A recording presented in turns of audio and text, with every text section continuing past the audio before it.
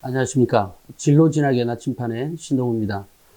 오늘은 그 독서에 대해서 얘기를 좀 하려고 합니다.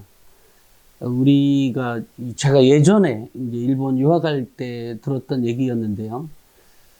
그, 일본의 그 천하통일을 한 도쿠가와 이에야스라고 있습니다. 임진왜란을 쳐들어온 일본의 장군이 그 도쿠가와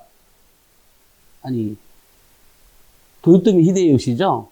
그런데 이제 그 다음에 이어서 도쿠가와 이에야스가 이제 임진왜란 끝나고 나서 또 정유재란까지 하고 이제 망하고 나서 그 도쿠가와 이에야스가 이제 일본의 정권, 그러니까 쇼군이라고 하는 장군을 차지하게 되었는데, 그 사람이 이제 수도를 지금 교토에서 나라란다.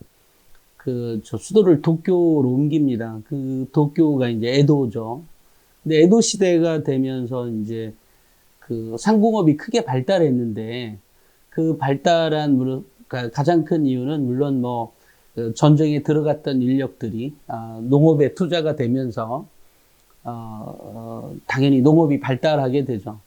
근데 이제 그런 이유만이 있는 게 아니라 이제 에도 시대가 이제 새로운 수도를 건설했으니까 아무래도 도로를 닦죠.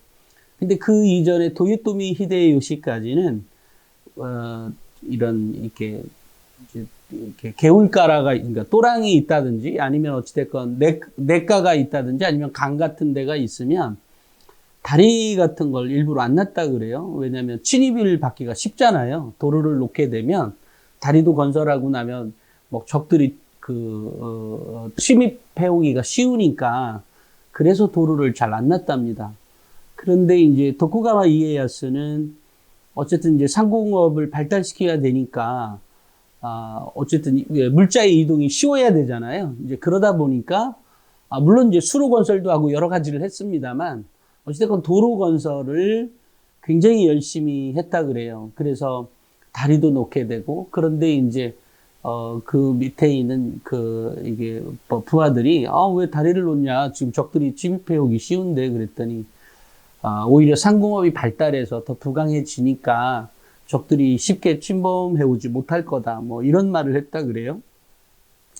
그것은 무슨 책에서 봤던 것이 아니라 그 당시에 유학을 했을 당시에 학생들에게 들었단 말이에요. 그래서 그랬구나.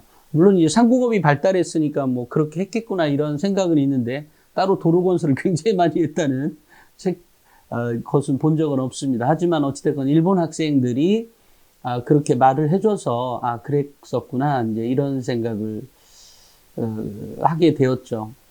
근데 사실은 이제 한 국가가 발전하기 위해서 제일 먼저 하는 일이 이제 도로 건설이죠.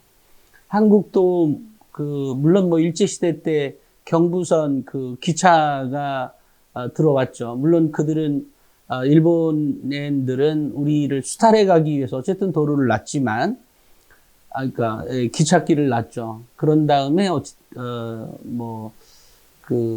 경부고속도로를 또 놓기도 합니다. 또 지금도 계속 도로를 계속 확장해 가고 있는 거죠. 그러니까 이 도로 건설은 그만큼 매우 중요한 거죠. 한 국가가 발전하기 위해서. 그러니까 지금도 동남아시아에 보면 제일 먼저 SOC 투자를 하는데 그 중에 이제 도로 건설을 막 하게 됩니다. 그런 거니까 이게 뭐라고 하죠? 도로 건설이 그만큼 그 나라를 부강하게 해주는데 매우 유리한 조건이 되는 거죠. 그러니까 외국에서 투자 받을 때도 우리가 공장 투자 같은 거 있잖아요. 제조 시설 이런 거 투자가 들어와서 만들 때도 우리가 어디서 어디까지는 도로를 내줄 테니, 예를 들어 우리가 부산항까지 도로 내줄 테니 우리 여기에서 공장을 지어달라라든지 이런 당근을 제시하기도 합니다. 제가 왜 독서 얘기를 하는데 이렇게 도로 얘기를 하는 거냐면, 결국은 우리의 뇌도 그렇다는 거죠. 우리의 뇌도 도로 건설을 좀 해줘야 되는 거죠. 이게 무슨 말이냐면 이게 뇌와 우리의 머리와 도로 건설과 뭔 관계가 있냐가 아니라 결국은 유통을 빠르빨리 해줘야 되잖아요. 이제 그러려니까 이렇게 도로 건설을 놔준다는 게 우리 뇌로 들어와서 얘기를 해보면 그게 결국은 독서라는 겁니다. 그러니까 독서가 많아야 이렇게 확장이 되죠. 저는 가끔 검사를 했던 사람들이 책을 많이 읽어서 검사하는 건 아니죠. 그죠? 시험을 잘 봐서 검사를 한 겁니다.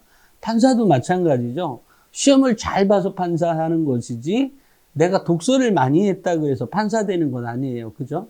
하지만 판사도 정말로 괜찮은 판사가 있죠. 검사도 정말로 괜찮은 검사가 있습니다. 저는 그 사람 머릿속에 도로 건설이 잘 됐다고 생각합니다. 그러니까 그 사람이 갖고 있는 그 사람이 갖고 있는 인프라가 SOC라고 하는 게 우리 머릿속으로 들어오면 그게 곧 독서라는 거죠. 그런데 그 SOC라는 것도 도로만 잘 넣는 게 아니라 2차선도 있고 4차선도 있고 또 다리를 건널 때 교량도 있을 것이고 기찻길도 있고 별의별이 있는 것처럼 우리의 머리 안에도 다양한 독서, 예를 들어 문학과 비문학 내지는 또 전문서적 여러 가지가 있겠죠. 그걸 비문학이라고 합니다만 어찌됐건 그런 것들을 다양하게 넣어줘서 저의 사고력을 확장시켜 가는 거죠. 그게 이제 우리 머릿속으로 들어오면 그게 이제 그 독서라는 겁니다. 그러니까 내가 잘 먹고 잘 살게 하는 힘은 결국은 독서에서 오는 거죠. 그게 기반이 된다는 겁니다. 그런데 우리는 그것을 편식을 하게 되죠. 학교 공부만 하게 되면. 그렇죠? 그런데 이제 학교 공부만 하면 편식을 하게 되는데 이것이 그 이후로 넘어가서 어떤 창의력을 발휘한다든지 또는 그런 거에는 약하게 되죠.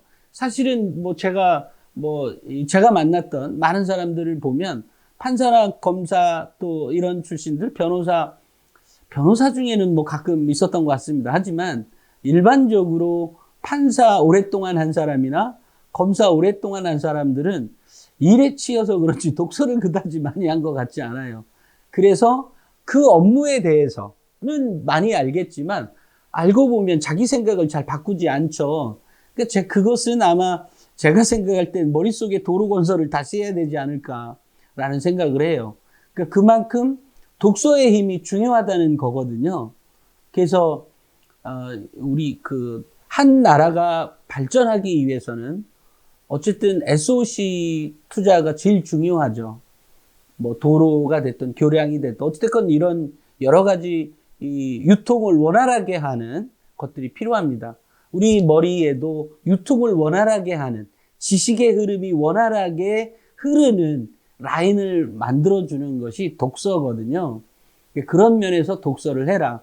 물론 꼭 독서가 아니더라도 다양한 지식을 습득할 수 있는 방법은 동영상을 통해서도 할 수 있고 또는 다양한 시각을 넓히기 위해서